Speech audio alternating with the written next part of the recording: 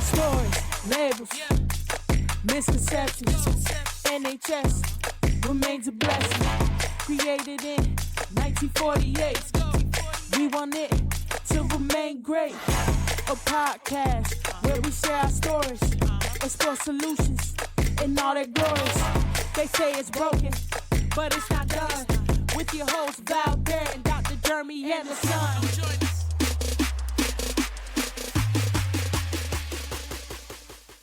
Welcome to Stories, Labels and Misconceptions, hosted by me, Val Barrett. And I'm Jeremy Anderson. A podcast where we share our stories, experiences, and explore solutions to the issues we face today within the NHS and social care. Today, we have a very special guest. Yes, Eleasha's our Her name is fantastic. Thanks for coming. Eleasha. Hi, Eleasha. Hi, everyone. First of all, I'd like us all to share a little story, a little piece about one another. Funny, quirky, whatever. Do you want the guest to go first, Eleasha? Yeah, I'm happy to start. So this one was a bit of a struggle because I'm not going to lie, my life has been so boring and isolating since the pandemic. Okay. Something did happen to me probably about 2 months ago now, and it's in hindsight, it's funny, but at the time it wasn't. One morning I got up and I went to the bathroom and I started brushing my teeth.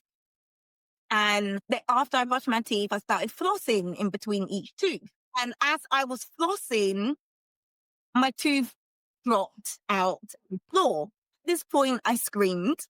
Yeah. And I was like, Mom, what's this happening? Because it was a tooth. Now I had a massive gap. Mm-hmm. And I looked like a homeless person on the street. It was horrendous. My mum ran to the bathroom. She was like, what happened? It fell out. And she was like, what? Where is it? Where is it? Luckily, we don't have a drain in our sink. Yeah. If my tooth dropped into the sink, it would have gone down. Yeah. Mm. To be near. But luckily, what happened? It dropped. So I still had it. What I did, I called my dentist straight away.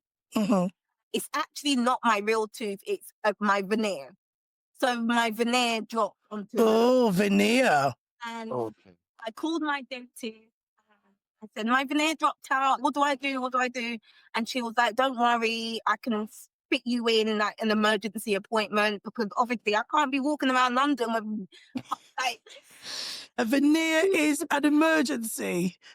So she scheduled me in on the same day. I went to the dentist and luckily, God, my dentist was able to cement my veneer back into it. It was fine in the end. It was all good. But basically 5 years ago, or about 6 years ago now, I flew to Turkey. Wow. To get a set of veneers. Okay. The end result was good. And Right. But because I documented my experience on YouTube, once that video went live, I got hundreds of DMs from people saying, oh my God, I just did what you did. I went to Turkey, I got my teeth done.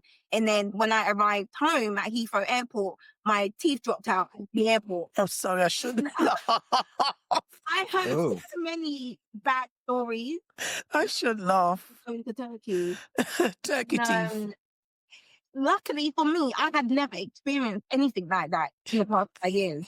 And then 2 months ago, in my bathroom, it happened to me. Oh, wow. But it was just one fell out. Did it teach you anything? To be honest, no, it didn't teach me anything because I would still do it because I like the result of my... Yeah. I would still do it, but I would just say to anyone, if you're contemplating it, just be very cautious that you need money to maintain it and keep it. Oh, really? I didn't know that. Because anything can happen, like your tooth could drop out, or they tell me that if you don't look after them properly, what can happen? That the root of your tooth could actually die. And then you'll get an implant. And implants are like $2,000 per tooth. It's quite serious. So if you're going to do this, make sure you have money to... Yeah, absolutely. Okay, Jeremy, what is yours? Yes, I don't think I can compete with that. In terms of quirkiness, I'm just reacting to Alicia's story, teeth falling out. There's nightmares about that. But Yeah. no, I was just going to say something, a little something that people probably don't know about me is that I am an identical twin. Wow. Oh, My brother lives in Canada and he works in IT and he lives on a farm. Okay. Yeah, he drives the tractor and bales hay. And yeah, he feeds his animals and lives a very different life than I do living in central London. that's Mhm. well apart. So yeah, we're identical, but we're not identical. We're Is very there different. anything else you want to say about your twin? No, that's true enough. Are you Yeah. sure? Yeah. Yeah. Okay. All right. Mine is I'm a little country girl. hmm I moved to London in the 80s. hmm Now, in London, I didn't realise how you did the buses, that you stick your hand out and all this and that. And no one told me. Mm. And I'd be standing at a bus stop expecting every single bus to stop. Right. So I'm thinking, why isn't the bus that I want stopping? Yeah. It was just driving by. And then it was a while and someone came up to me and said, "Are you okay?" And I said, "Yeah, Yeah. but my bus keeps driving by. It won't stop. I wanted that bus." The lady said, "Oh, you're not from here." I said, Yeah. "No, I'm not." She said, "You're supposed to stick out your hand." Oh. And then I did that and the bus stopped. So, Eleasha, thank you for joining us today. No problem. I'd like to ask the question, what's your story? So my name is Eleasha Ajadi. Uh-huh. I was born and raised in London, Southwest London, and I'm an only child. And I feel like I had quite a normal, regular upbringing. Went to a good school. Then I went to an all-girls secondary school. Then I went to college and did an access course because I wanted to go to university. What did you study?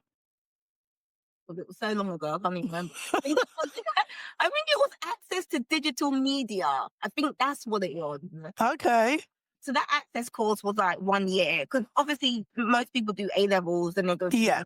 Mhm. I did do A levels because we'll get into this later on, but my health was just so bad. Yeah. I couldn't do A levels and I had to repeat my GCSEs at college. So I was always delayed in life. I was always behind my friends. Yeah.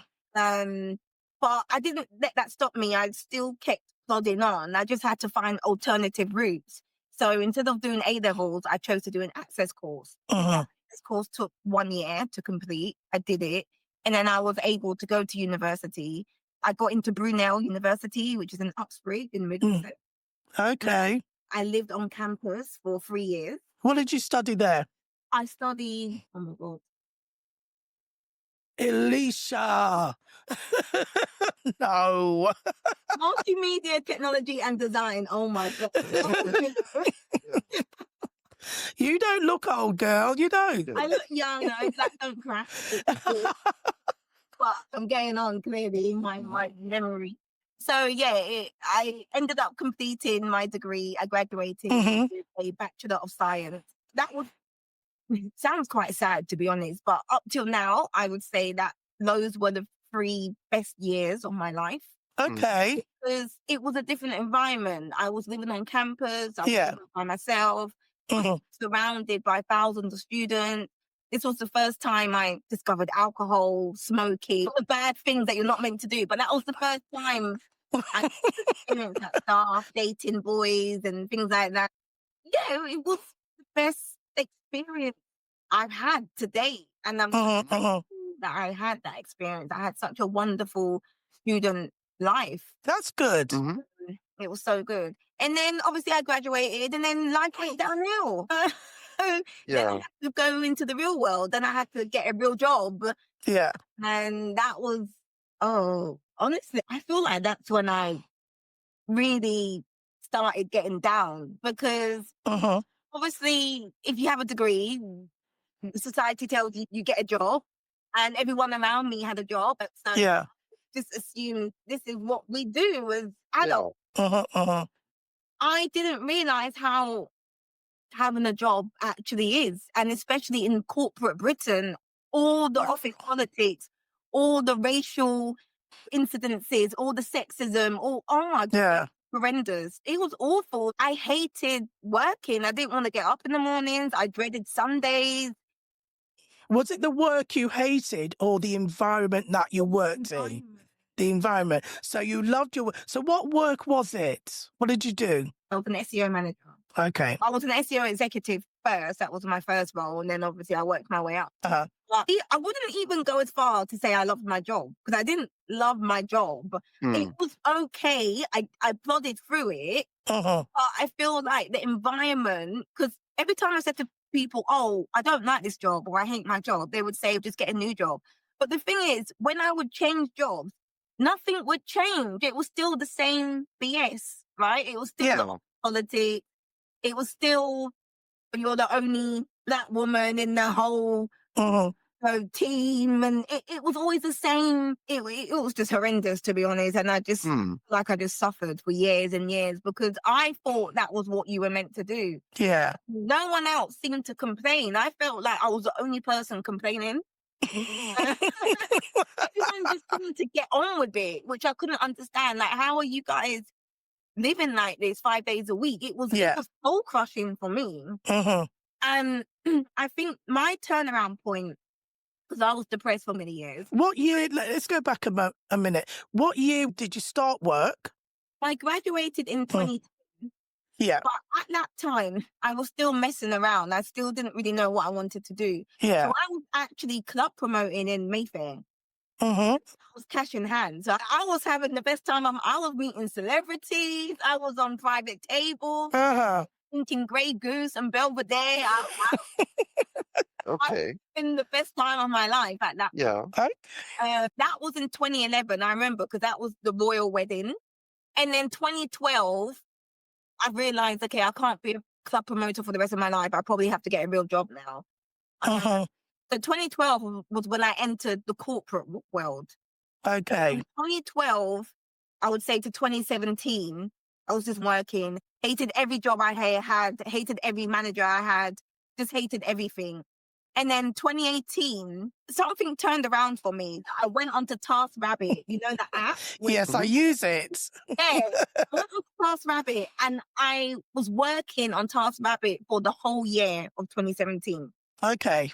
I was doing everything and anything. I was going to houses in Wimbledon, ironing men's shirts. Really? Yeah, I was washing up dishes. I was looking after pets, like rabbits and dogs. I was doing anything to get a bit of money. I was doing that for about a year. I remember one client, I was in his house helping to organize his kitchen. He was interested to know more about me because he couldn't understand why I was a young woman doing this job. He was like, I don't get it. You seem very well educated. Like, why are you doing this? I said, I have a degree. Like, my actual trade is digital marketing. And then he was like, are you serious? I was like, yeah. He was like, oh, you could be earning a lot of money. And I was like, not really, because I've been doing this for many years and I'm struggling to even hit 30K. Like, wow.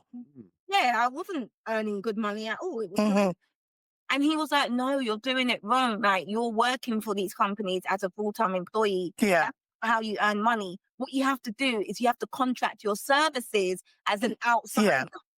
I didn't know this. So he was telling me what I needed to do. So when I finished that job, I was like, maybe I should actually try this and see if anything comes of it. So I redid my CV and I put it onto all the job sites and I said, looking for contract work. Yeah. In a few weeks, I was getting calls from recruiters saying, oh, I've got this contract, temporary 6-month contract. It was a whole new world for me. Yeah. I got the contract, the jobs. And I swear from that moment, this was beginning of 2018, my life was transformed. I was earning so much money. I've never seen this type of money in my life because I had a day rate now. Yeah. And then I had to open a limited company. Yeah. An accountant. I was earning so much money. It's like my life changed overnight. I felt good. This was the first time I was like, I don't have an issue going to work now because now I feel like I'm valued.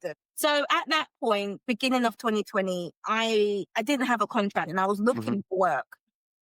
Now, I do remember having an interview for a potential contract, but this man was having a laugh. He wanted me to do so many like projections, quarterly projections for this little job. I was like, you know what, this man is having a laugh. Because I've had so much with contracts now. I know what I want to do. Like the way he was interviewing me, all the steps, it was like he was hiring for a full-time position. Okay. Yeah, it wasn't like he was hiring for a contractor. So it was very odd. Yeah. He was expecting way too much for that position. So I decided not to go forward with it. And then after, that's when lockdown happened and I couldn't, there was no jobs, there was nothing at that point. So I could do. Luckily, I had a good amount of savings that I could live off for a while. At that point, I felt a bit lost because I was like, oh, as much as I love contracting, it's so unstable. And times like this now, there's nothing for me. Like it's now because companies are furloughing people. They're not looking to hire any contractors at the moment. So my mum was like, oh, Eleasha, why don't you set up your own marketing agency? Now, I didn't really want to do this because I've never been in love with my job. Yeah. I don't really want to be setting up an SEO company or marketing company and having clients. I never liked the idea of it, but because my experience was that and I was getting desperate for income, I thought maybe my mum's right. Maybe I should try it. I spent time developing a website, trying to market myself and putting myself on job sites, contacting recruiters and seeing things like that. And then towards the end of 2020, I actually did manage to get a client, my first client, which was some Russian company. And even though it should have been a joyous moment, it wasn't, because the amount of work this man was expecting from me wasn't equal to the pay that he was offering me. Yeah. For me to execute this work, I would have had to hire other people externally, like translators, to translate like certain web pages on his website. And it honestly, nothing just made sense because the money wasn't mathing, the math wasn't mathing. And it was the stress levels. It was just, I was like, oh my God, this is too much. Because previously, I have help in the office, right? I have team members. It was just me. It's just I you. could do everything. Yeah. So this was just way too much stress. The money wasn't really worth it. And then at this point, my friend came over to my house and was like, Eleasha, I think I found something for us.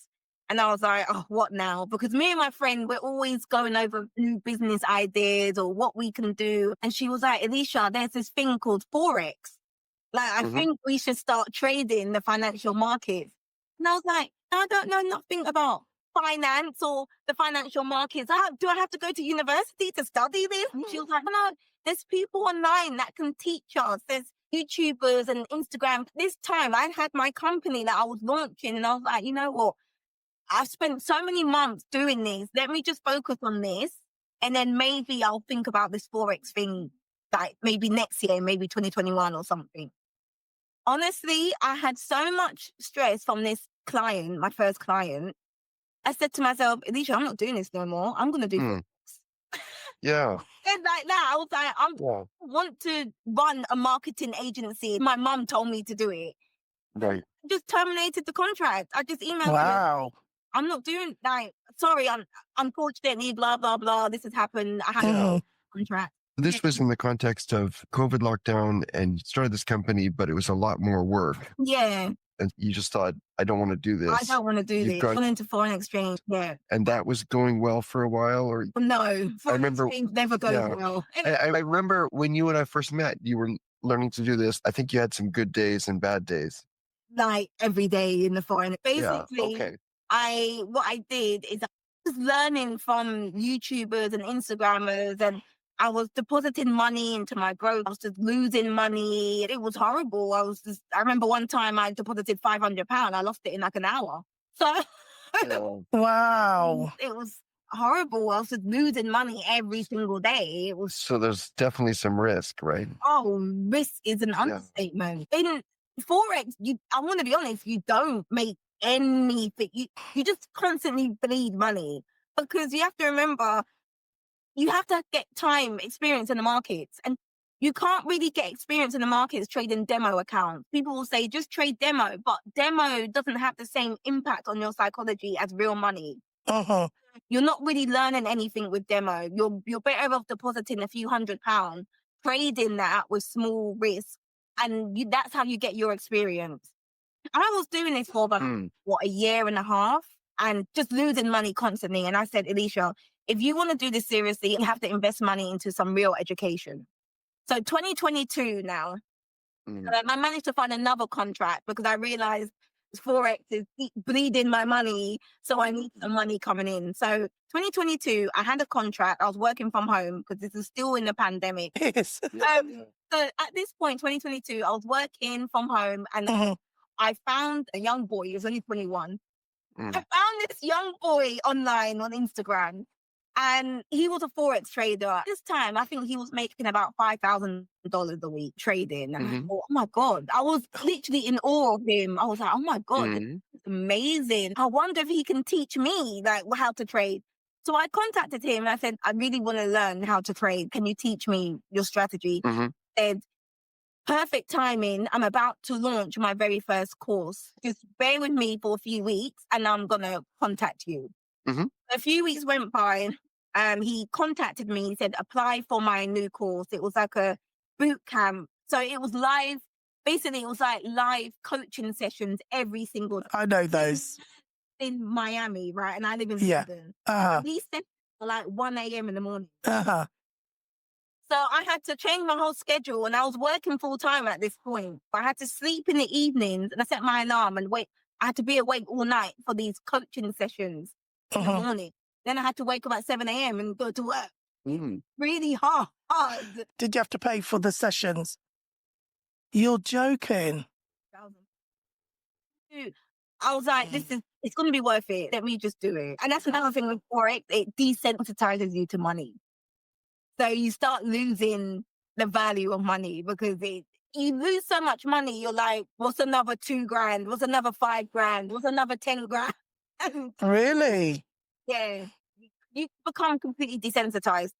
So I was with him every night. We were doing Zoom calls. He was teaching me and it was great. It was a great experience. But I think I had quite false expectations because I thought I was just going to do it and then I'd earn money. It didn't work like that. I was still losing money. It was still a bad time, but that's to be expected. He told us, look, I didn't start earning money till 4 or 5 years in. You can't just earn money. So I was still losing money. I was working, so it wasn't that bad, but it was depressing. And then 2023 came. I'm trying to think, 2023. I was still losing money in 2023. I'm so sorry. I had health problems, as Jeremy knows. Yeah. So I was still losing money. Yeah. I think the change happened in January 2024. That's how long this journey has taken. In 2024, I finally earned 10K. And I was like, oh my God, this is real. This was the first time I've actually earned money from the foreign exchange market. And I was doing it through prop firms. It wasn't my own money. So basically a prop firm is you take an exam, they give you an exam, and you have to prove to them that you're a good trader. If you prove to them that you're a good trader, they give you money. So this company that I found gave me $100,000. I traded their capital, and then you get to keep 80% of the profits that you make. This was the first time I had a prop firm account. And I was making money. I made 10K. And I didn't even think it was real. I was like, are they actually going to pay me this money? Because you hear horror stories that I made money, but then they denied my payout and they didn't pay me. So when I actually got the money into my bank account, I was like, this thing is real. the foreign exchange markets is real. It's not a scam. Like, Right. it's real. So I started earning money, and then the company banned me because I was making too much money. So it is a scam. Yeah, so something There's wasn't something- right. I was like, Yeah. what's going on? Like, I'm finally earning money. Then I got an email saying, we believe someone is trading on your behalf. You're doing account management services. Uh-huh. I was like, what? I don't even know what account management is. Like, they're even saying that I've hired someone to trade on my behalf. And I was like, what? This doesn't even make sense. They banned me from the platform. They banned me from their Discord community. Oh, God. A few months later, and I remember because in March is my birthday, it was in March, the whole company went bankrupt. Mm. I said, yes, when you mess with the Duchess, I do Yes. to you. Wow. So the whole company went bankrupt. Yeah. He escaped. So as you guys may or may not know, Mm. I was born with sickle cell anemia, which is a genetic condition. Both of my parents were the carriers of the illness. That's why I got the full-blown. The sickle cell anemia is a genetic blood condition, and it basically means that my red blood cells, they're irregular shaped. So they're shaped as a sickle cell, like a crescent moon, which means that sometimes they get stuck in my joints, like my elbows or my knees, and they get, what's that word, the term, congealed, or they get, Yeah, they get clogged. They yeah. get stuck in small blood vessels, right? So for you, how often did this happen that you had these bouts of symptoms? Throughout my childhood, I was very sick, actually. I just remember a lot of times being in pediatric hospital. My hospital at the time was Chelsea and Westminster. Most of my childhood memories, I just remember being in the back of my mum's car, like half dead, that when she's rushing me to the hospital. Throughout my childhood, I was always in hospital, missing a lot of school. That was primary school, didn't really impact. When it got to secondary school, that's when it had a big impact, because that's when you're missing a lot of real important education. Always trying to play catch up. Yeah, and I'm always trying to play catch up, exactly. I remember sometimes my friends would come visit me in hospital and bring me homework and things like that. It was just a lot to deal with. When you're in pediatric, they have a school inside the pediatric ward. So a lot of the times I attended the children's school, which was nice because you got to interact with other kids and talk to teachers and learn some new stuff. But hospital school isn't like normal school. It's not. No. It's, the curriculum is not. So you're still behind. But that was childhood. But I guess as you got older, things got better from a no, actually, from an illness standpoint, or no, it got worse. So it affected my GCSEs. So basically, I failed pretty much the majority of my GCSEs. I got the main ones, but a lot of the rest I failed.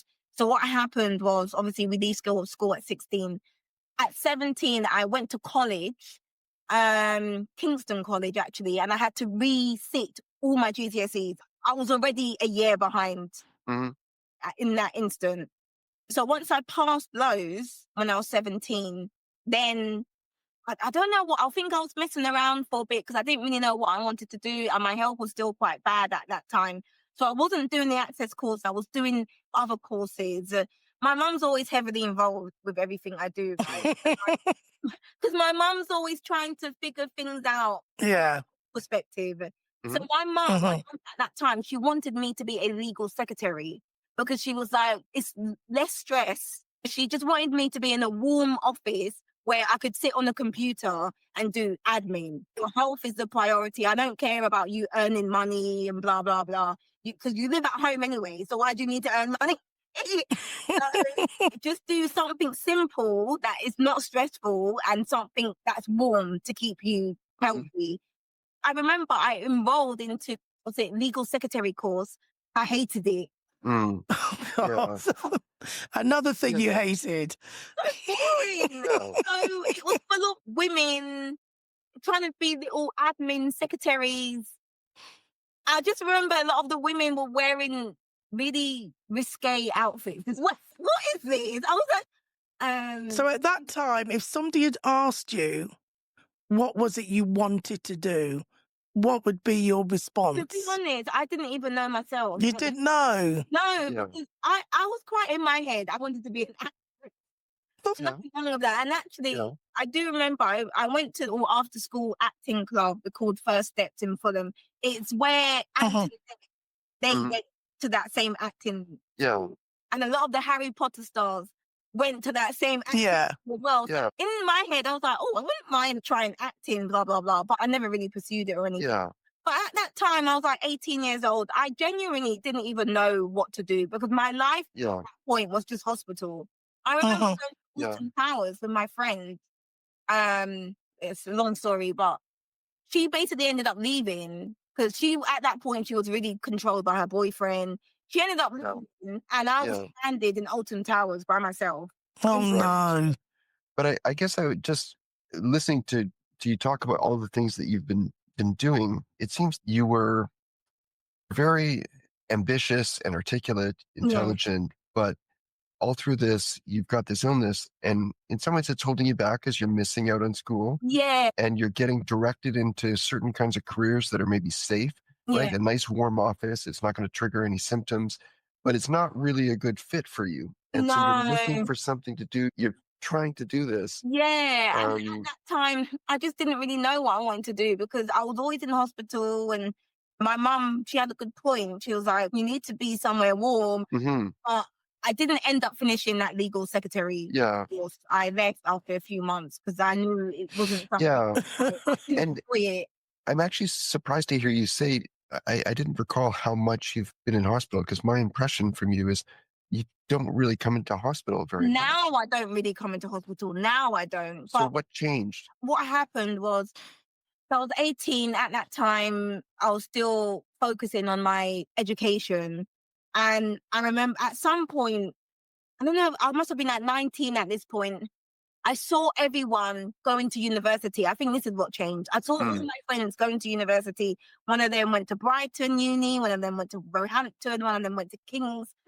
So this is why I say your environment plays a big part. Yeah. I saw all my friends going to uni, and I was like, I want to go to uni. At that point, I didn't even think I could ever go to university. I didn't think that was an option for me.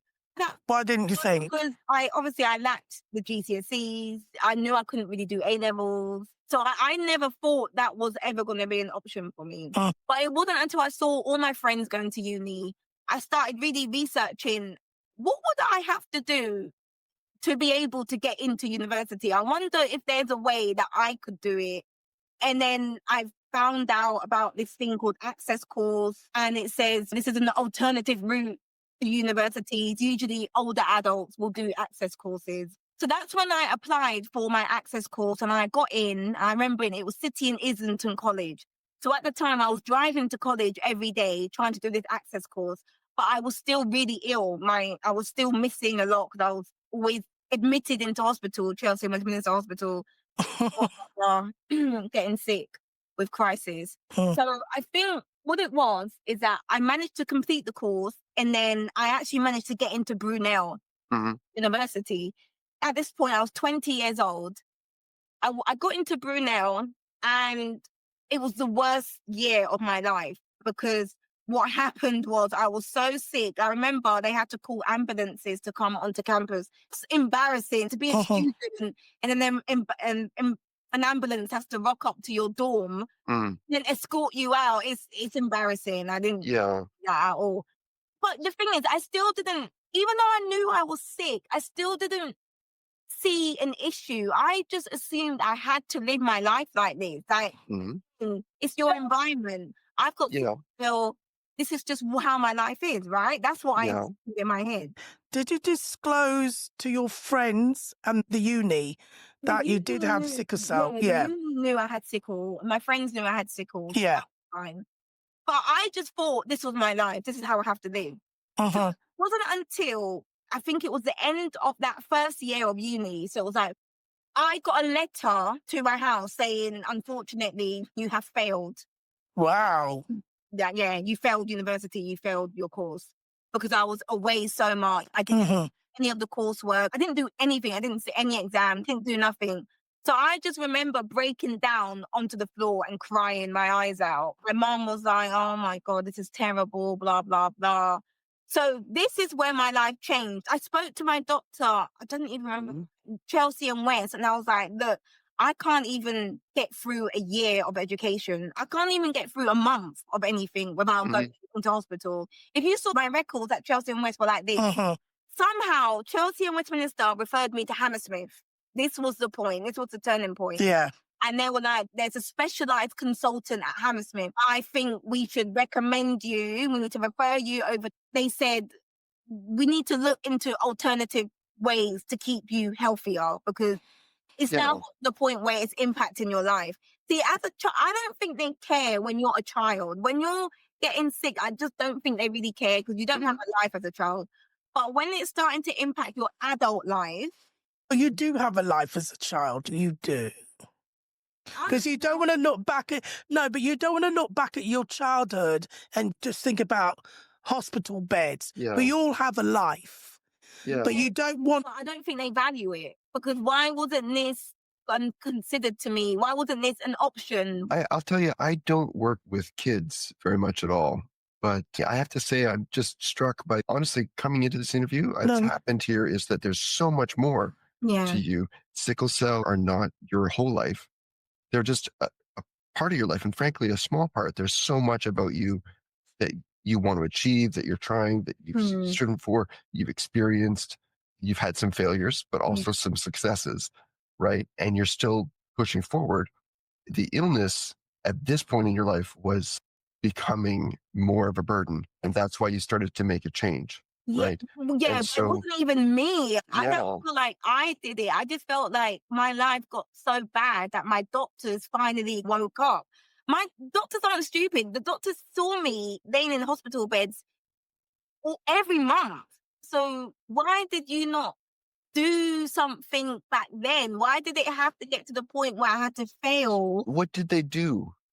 They offer you new treatments? For me, that's when that consultant said, let's try these exchange transfusion programs. Okay. Yeah. There is a difference in treatment when you go to a specialized center than when you just go to a hospital. Yeah. And so they started offering you new treatments. So you got on the transfusion program, and that was helpful in reducing your crises. It didn't just reduce them. I'm going to be honest, it completely stopped them. It completely stopped them. That's when my life turned around. So basically, every 8 weeks at this point, I was going to hospital and I was getting blood extracted from myself. So I was getting the sickle blood extracted. I was getting new donated blood put in. But how did your sickle cell manifest itself? You were in there a lot. Was it chest? Was it strokes? What was it? God, I never had a stroke. My crisis manifests itself usually in my back. Yeah. In my knees. Okay. Yeah, I had the majority of my crises. I would have a lot of chest infections in between. Yeah. I remember I went on that program in 2007, right? At what age were you there? 20. So for 2007, I got put on the exchange program. Yeah. I restarted university. So I had to go back to year one again. And you know what? As you said, Val, everything happens for a reason.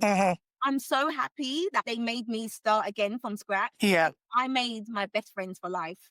That's good. Have those friends now in my life. I went into a new dorm room, like new environment, met a whole new people, and had the best 3 years of my life. And your energy was different. Yeah, my energy was different. I was doing different experiences. The best. So from 2007 up until 2016, I was crisis free. I never had anything. Jeremy never even saw me. I never went into hospital.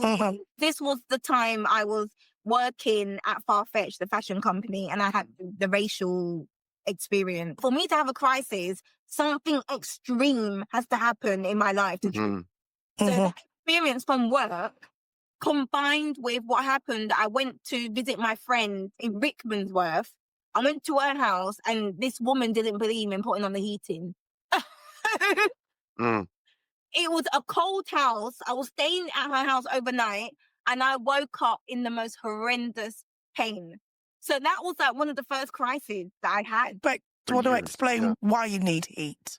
So I need heat just because my body is sensitive to the cold weather and the cold weather can trigger a crisis. Cicaders always need to be kept warm, which is why my mum wanted me to work in a nice warm office. Nice warm building. I remember having a crisis in her house. It was very memorable because obviously I hadn't had a crisis in so many years.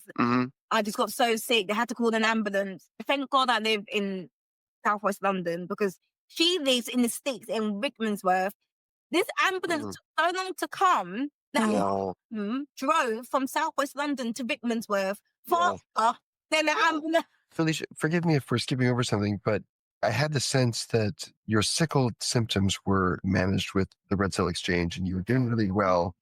But then leading up to this period, you were having more crises more frequently.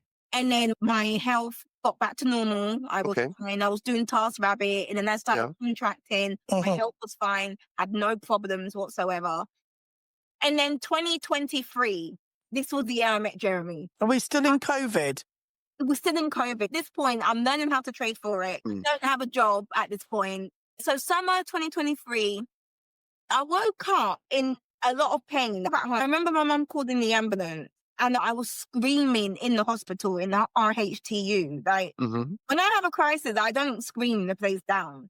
Me and my mum knew it was something different. Something's wrong. Yeah.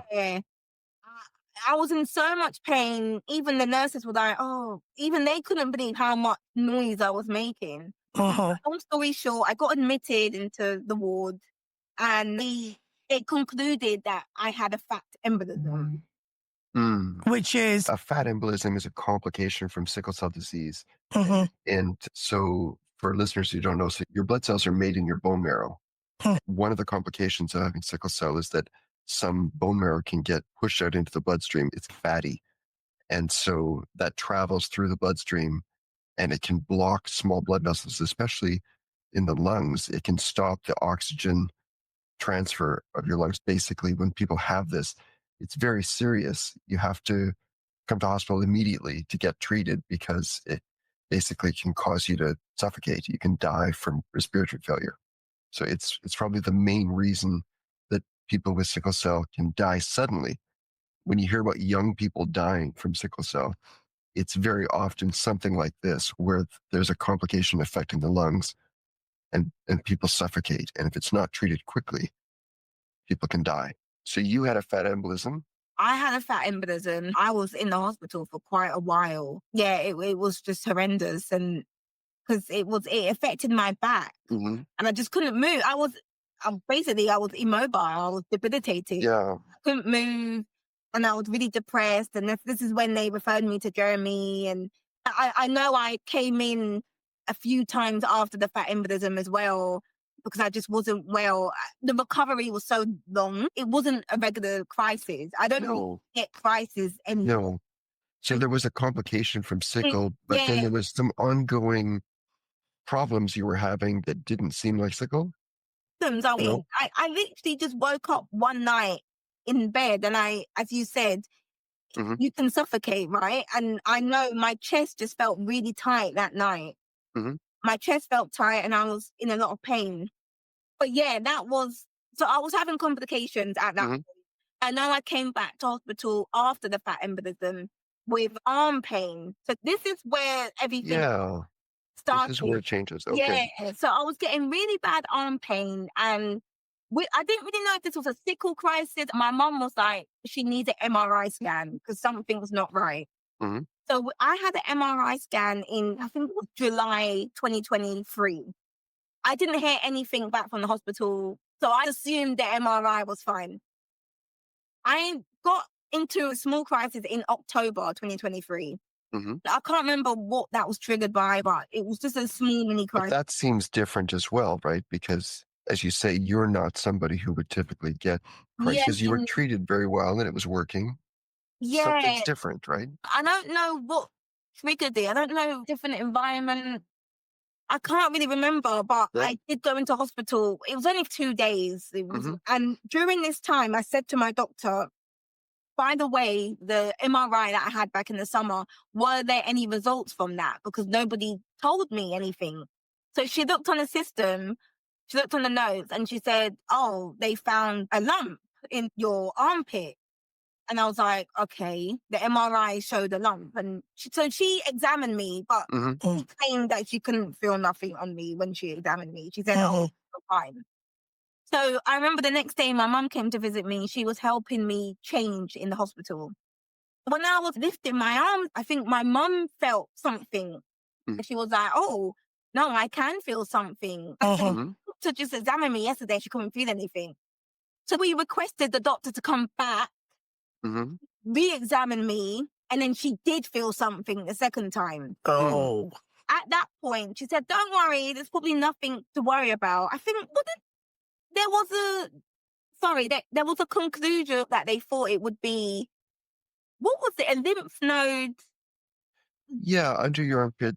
That's where a lot of your lymph nodes are. Because I was so sick from the fat embolism, Yeah. that it's normal to have enlarged lymph nodes, because that was the year I was really sick. Yeah, it can be. Yeah. So she was like, don't worry. Like, I don't think it's anything to worry about. It's a natural thing from being sick. So at this point, she referred me to breast services. This was at Charing Cross Hospital. I went there, I got a mammogram. They did a mammogram, they did a biopsy. And even the doctor then said, to be honest, I've looked at your notes. You've been really sick this year. So it's probably just a lymph node from the sickness. So don't worry. They kept telling me not to worry about anything. Well, okay, that's fine. And the more they tell you not to worry, you worry. Yeah. To be honest, I've gone through so much at this point. I actually wasn't worried. Was your mum worried? Mum, I don't think my mum was worried either. Like, me and my mum, we're soldiers. So we weren't really worried at this point. I'm so used to being sick. I just thought, oh, it's nothing to really... I know you're used to being sick, but because you said it was something different. Yeah, Do you see what I mean? That embolism was the different... Ah, okay. This was just... Because I wasn't in pain with it. This was just a lump. It wasn't really anything to really be concerned with. Okay. I wasn't in pain. I was feeling fit. I was feeling healthy. And that's another thing. The doctors kept saying, you're fit and healthy. Like, wow. Nothing to worry about. Okay. We were at home. I said to the doctor, when can I expect the results from the biopsy? And she said, you'll get it. What did they say? They said they'll contact me for an appointment. I got a text message saying, we've scheduled your appointment for such and such date. I remember I was in the living room just watching TV, and a letter got posted through our letterbox, and this was at night. And the postman doesn't come to your house at night. Yes. So my mum came downstairs. She was like, there's a letter for you. And I said, that's weird. This was like 8:00 at night. That's weird. Open the letter. It was from a hospital. And the letter had no stamp. No stamp, yeah. So that means it was a courier. They sent a courier to my house. Yeah. And then when I opened the letter, they were like, your appointment has been scheduled for tomorrow morning. Ah, that's how urgent it was. Yes, that's when me and my mum were like, something's wrong. Yeah. They've never done this ever before. The next day came, we got ready, we went to the hospital. And this is when the doctor was like, Eleasha, we can't confirm anything right now, but I can confirm that there is something wrong with you. I want to schedule surgery for you, because I want to remove the lymph node, and I want to dissect the lymph node, because there's something very irregular with it. Okay. We can't tell from the biopsy, because the biopsy was inconclusive. So she was like, I want to schedule this surgery ASAP, because we have to get to the root of it. So they scheduled the surgery for December. So this all started in October, and then surgery was the 4th of December or the 5th of December. Okay. Now, for me to have surgery, this is a whole nother ball game, because I can't just have surgery like that. Yeah. Right. I don't have access, because all the years of going into hospital, all my veins, I guess you could collapse. Shot to pieces. Yeah. So the experience with illness previously has complicated treatment for this, whatever this is. Treatment for any type of surgery, it's really complex. So even they kept on like, how's she going to have this? How's she going to get the general anesthetic? So I remember the doctor kept trying to rearrange what type of line I could have. Because I thought I could just have a femoral line. Because when I get my transfusions, I usually get a femoral line. For people who don't know what that is, a femoral line is inserted into your groin. So you have this large artery that runs through your groin. And that's where they insert the line every 6 weeks so I can get my blood. So I thought I was just going to get a femoral line. But the issue is the doctors were like, you can't get a femoral line because you can't go home with a femoral line. So he an alternate like central line. Yeah. Oh, it was such complicated. So they said to me, what you need to get a midline. So I had to come to hospital like 2 days before the surgery. A specialized nurse had to put a midline in my arm. I've still got the scar here.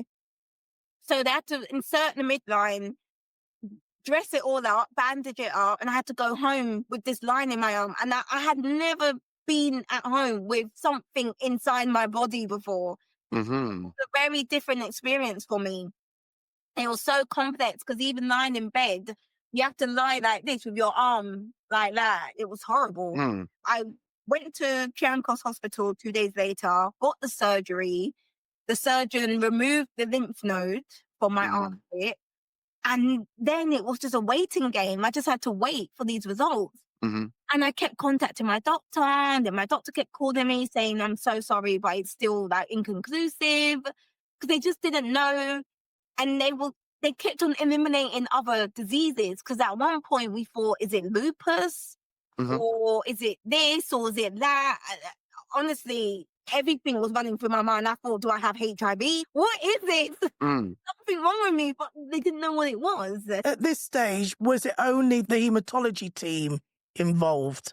It was the hematology and the oncology. And the breast services, He got the oncology team involved, but even it was still inconclusive.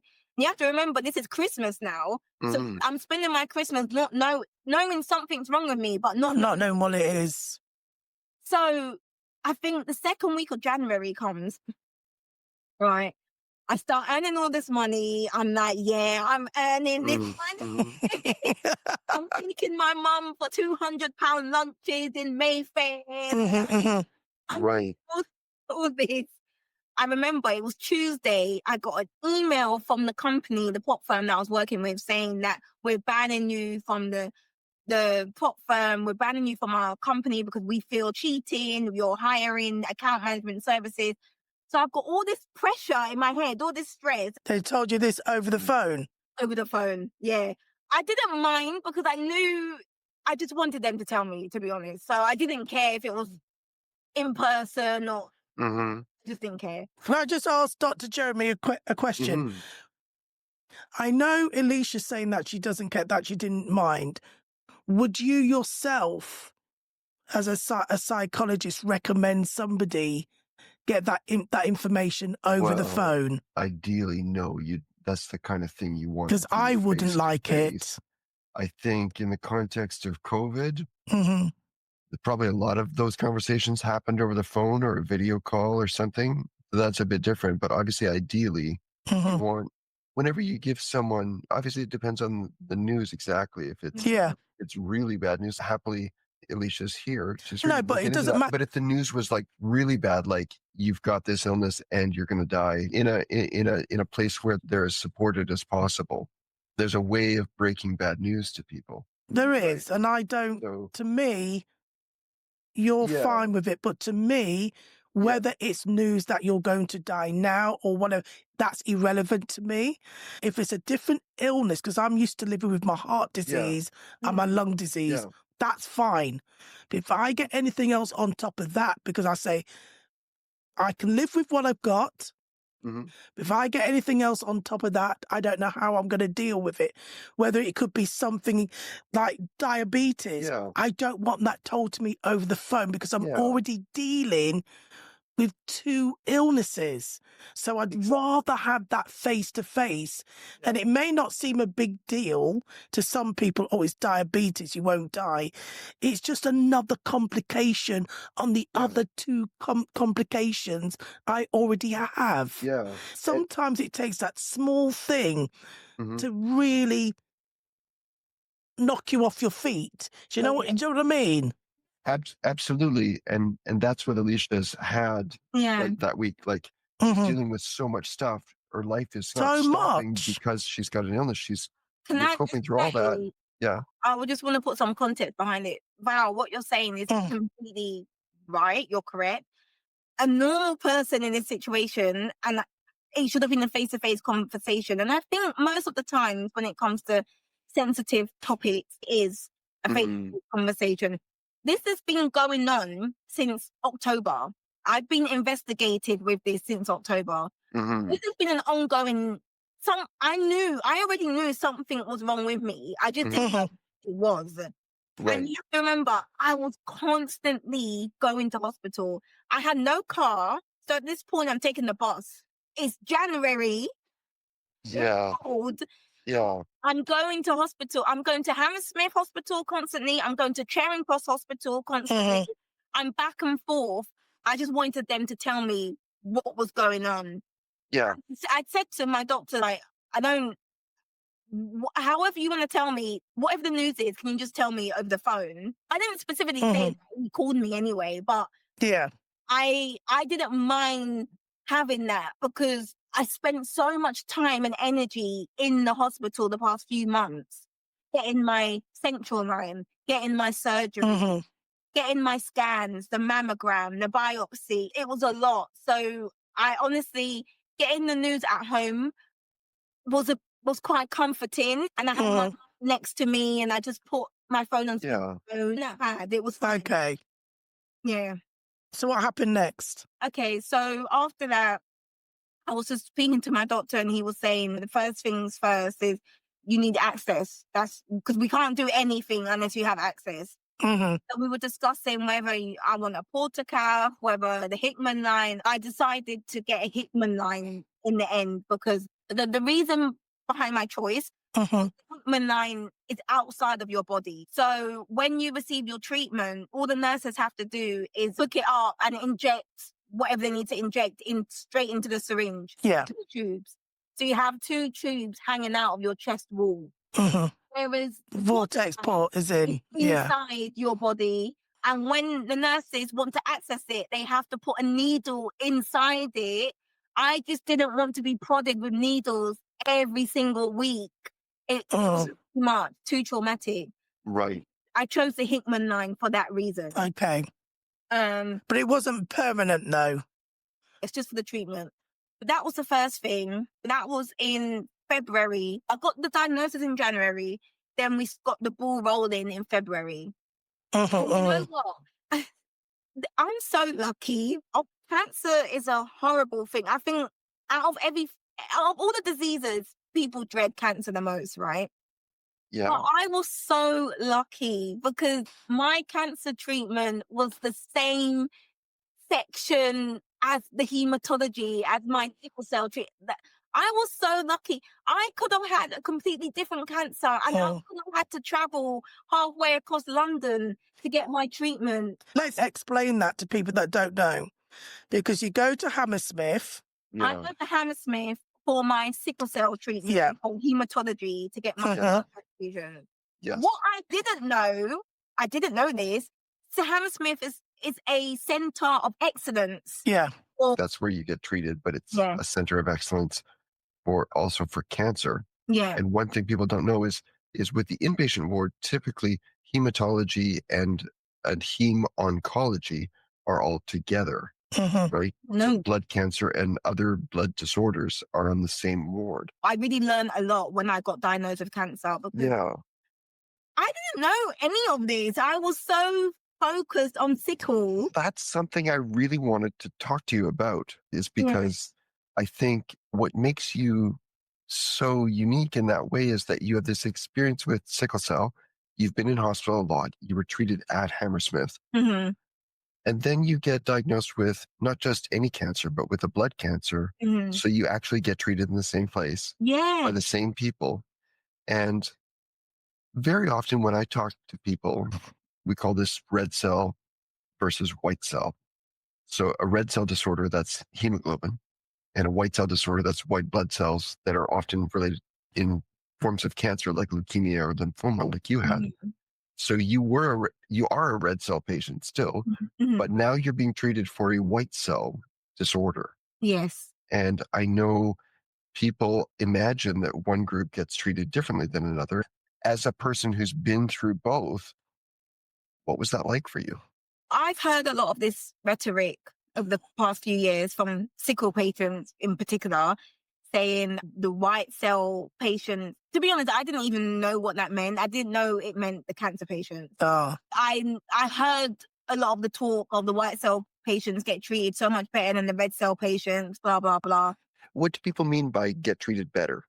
I think what they mean is that the staff are probably more attentive to them Mhm. and mhm, maybe more sympathetic towards Right. their issues rather than sickle issues. Yeah. mhm, But I had a very different experience with this, very different. So when you get diagnosed with cancer, you get assigned a CNS nurse. mhm. Yeah. This- Clinical nurse specialist. Yeah. Yeah, it's a clinical nurse who is meant to help you throughout your journey. My nurse was, I'm just going to be honest, she was useless. She wasn't very good. She wasn't very helpful. Maybe because she had never looked after someone with multiple health conditions before, but she was very sloppy at her job and she was very incompetent at her job. When I started having chemotherapy, I'm still having my blood transfusions, right? Because I still have to have that regardless. Yeah.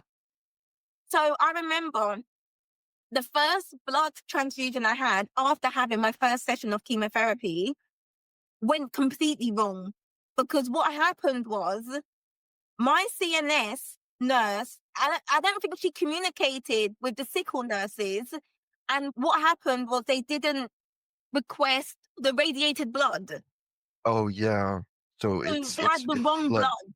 I think one thing you had mentioned to me before was that in comparison to the other nurses in red cell, you find the red cell nurses, CNSs, are very on top of things. They communicate very well. The sickle If you have a nurses- question, they answer specifically. Yes, the red cell nurses are on point. They do their job immaculately. I can call one of my nurses any time of the day, 9 a.m., whenever.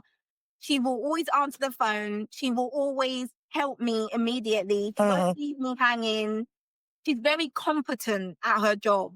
And so in comparison, I think correct me if I'm wrong, but I think we talked about, you said if you would ask on the cancer side, the nurse a question and you didn't really get an answer. No, because the specific incident I'm talking about was the radiated blood. Remember, I called her because you have to remember now this is inconveniencing me, and I don't have a car, Yeah. and this is February. This is in the depth of winter, and I've got sickle cell, so I Yeah. can't be out on the street taking buses in February. I'm gonna get sick. This is inconvenienced me because they've ordered the wrong blood. Now I have to go home. Now I have to come back another day to get my blood transfusion, right? So when I get home, the first thing I did, I called my CNS nurse. What is radiated blood? Radiated blood, as far as I'm aware, it's been exposed to radiation. Okay. Because I've had chemotherapy now Mm-hmm. and my body has been exposed to radiation. Yeah. Any blood I receive moving forward has to be exposed to radiation. I don't know why. I don't know the science behind it. Mm-hmm. I don't know if Jeremy knows more. So all this changed So it's just something because of the after cancer. the cancer. Okay. Like with that one, it was a special kind of blood you needed to get. Yes. And I think kind of administrative errors and things can happen anytime. I'm really interested in, like, when you were on the ward, did staff treat you differently? Do you feel like when you were treated as a sickle cell patient Mhm. versus when you're treated as a cancer patient, did they treat you differently? Did they, like, the assumption is they're more sympathetic. Were they more attentive? Were they more sympathetic? Did you get fewer hassles, or do they seem to care more?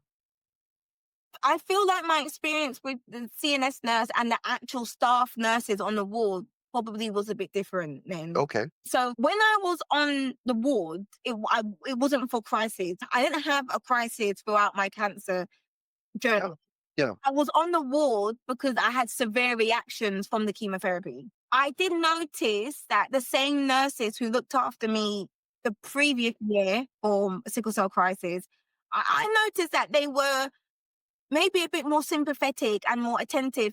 I don't think it was because I was a cancer patient. They just thought, oh my God, you've got so many things going on with you. They remember treating me with all my sickle pain and the fat embolism in 2023. And now I'm back again with cancer. If I was a normal cancer patient, I think it would have been different. I think it was a combination because they already knew me. I don't know, because we already know through what a lot of people say, that there are differences in treatment between the red cells and the white cells. So even though you're on the same ward, Yeah. despite what you go through, because a lot of sickle cell patients go for a hell of a lot. A lot of white cell patients go for a hell of a lot. So that's regardless. So you're going back now to the same ward to be treated for your cancer. And I think the difference is because it's cancer. Because anywhere in this world you can mention that C word, you can say cancer, and everybody, they've got an idea of what it is. You don't have to mention what form of cancer it is, but I think everybody empathizes more with cancer than they do with an illness that is quite unknown. In general, people on road, yes, 100%, because everyone knows what cancer is and everyone sympathizes with cancer. Mm-hmm. Yeah. But in terms of the way I was treated and my care in that ward, I genuinely don't think it was because I was a regular cancer patient. I think it was because they had the memories, because they kept saying to me, oh my God, I haven't seen you since 2023. From the memories that they had of me screaming down the wards night and day. Now I'm back a year later with cancer. You couldn't even write that. You literally couldn't make that up. I think that's why they were like, oh my God, I'm so sorry. They really were showing their condolences. Because they couldn't believe the unbelievable amount of bad luck I was having. You mentioned to me once, with the treatment from cancer, your appearance changed. Yeah, and my appearance... I wonder if that affected people. One or two people didn't even recognize me. On the wall, they didn't even know who I was, because I was completely bald. Because obviously I lost my hair because of the chemotherapy. So one or two people I noticed didn't, not the nurses, but the you know, the people who serve you the food and the drink. The host or hostess, the hostesses, they didn't recognize me. Yeah. And usually we chat and we laugh, and they just ignored me because they didn't know who I was. So I found that quite funny. Everyone was sympathetic for me, but it was more because they knew what I went through the year prior to that.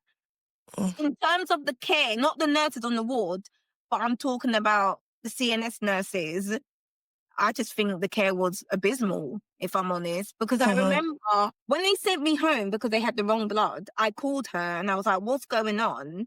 And I remember just silence on the phone. The CNS nurse for my cancer, she didn't even apologize. She was just silent because she didn't know what to say.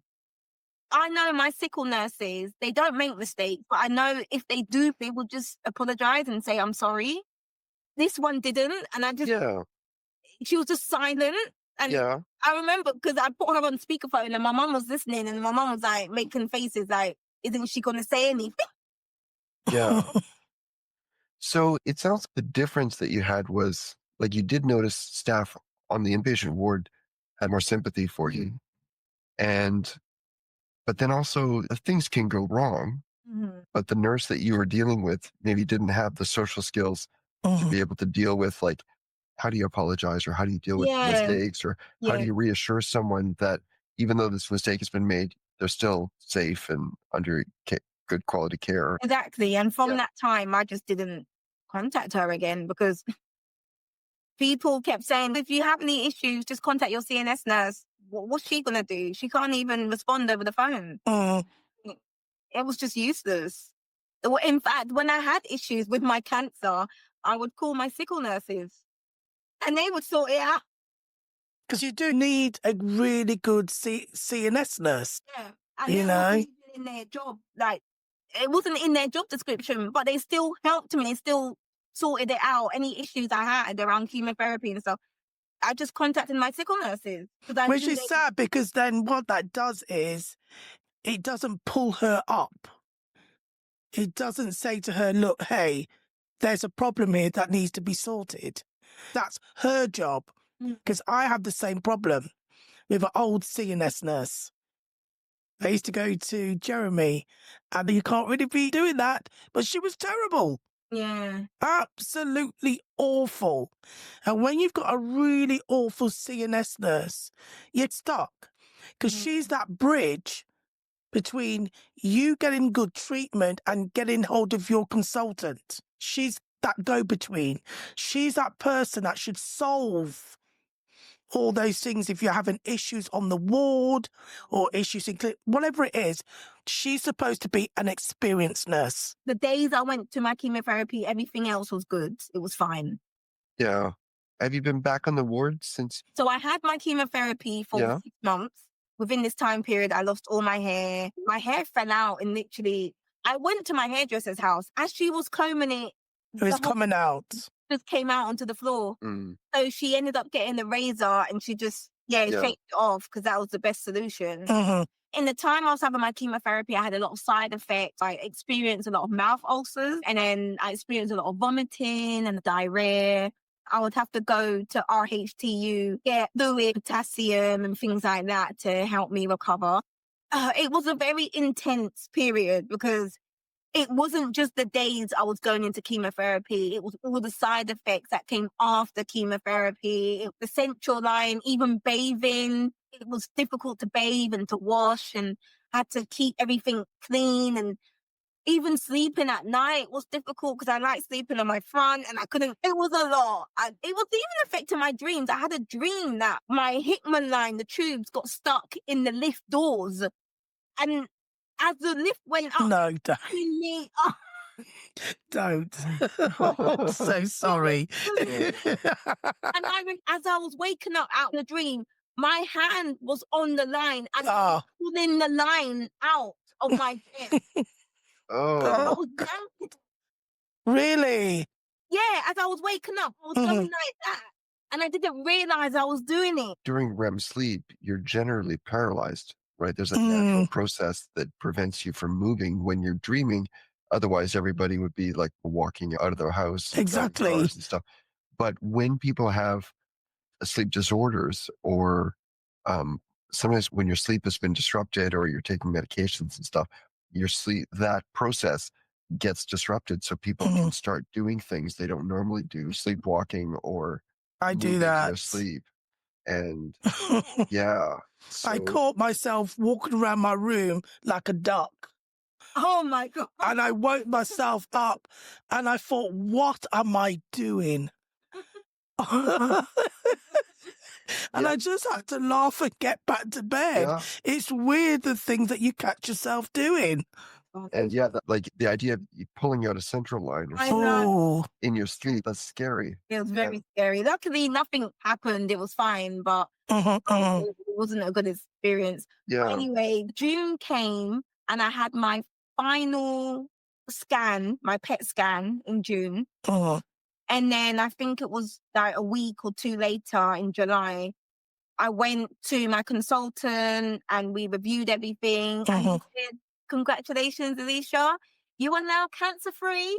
Yay. You're now in remission." Great. Congratulations. Yeah, that's fantastic. It was great. It was, the treatment worked perfectly, because from the beginning, he did say to me, the type of cancer you have, the Hodgkin's lymphoma, responds really well to the chemotherapy. Okay. You should be fine. When I was diagnosed at stage 2. Eleasha, I see and I hear a very beautiful, young, creative, vibrant determined woman in front of me. And that is why we wanted to know you. Thank you for sharing the funny parts. Yes. It's been amazing. I think this is my first time as a guest on the podcast. It's been a great experience. It's been a fun start to my morning. Oh, You've opened my eyes a lot. When I was telling my son, he said, "Oh, I want to know more." He goes, "But he's still in bed." So thank you very much. And please, I know you have a YouTube channel. Yes. Because I've taken a news. You look gorgeous in that. I saw the one where I think you had just said you were in remission. Yeah. You're on the bed. Yeah, you look lovely. So please tell us what it's called. And if you give us the links, we will put that in our description. Okay. My YouTube channel is called Duchess of Forex, which is, I know, a very unique name, but my intention was to make it into a Forex channel to teach women and people of color trading and things like that. That was my intention behind it. But I still have to work towards actually doing that and making it consistent. And then my TikTok is the same. It's Duchess of Forex. My Instagram is the same, Duchess of Forex. Okay. On my Instagram and on my YouTube, you can see more of my cancer journey because I made sure that I wanted to document some of it, like especially physical appearance, like how I looked throughout my journey and having my chemotherapy and things like that. So you can, if you want to see more of my journey, you can see that on Instagram and YouTube. right. Would you like to leave the listeners one piece of advice or a comment or something that you've learnt throughout your life up to now, everything that you've been through? What's the one piece of advice you would like to share? Sorry, you're on the spot. God. There's no harm in thinking outside of the box. Yeah. We've all been conditioned to live our lives in a certain way. And if you feel like you don't want to live your life that way, no harm in changing it. Yeah. And with every aspect. That's with relationships or with careers, health. Especially careers. Yeah. We're all conditioned to do certain things and live our lives certain ways. But sometimes you have to unlearn things. Unlearning process is sometimes a very important step in our lives. And yeah, there's no harm in being different and being outside of the box. Yeah, that's fantastic. Okay. And on that note, no disagreement there. Thank you very much for your time. Thank you so much for coming, Eleasha. Okay. All right. Bye. Bye.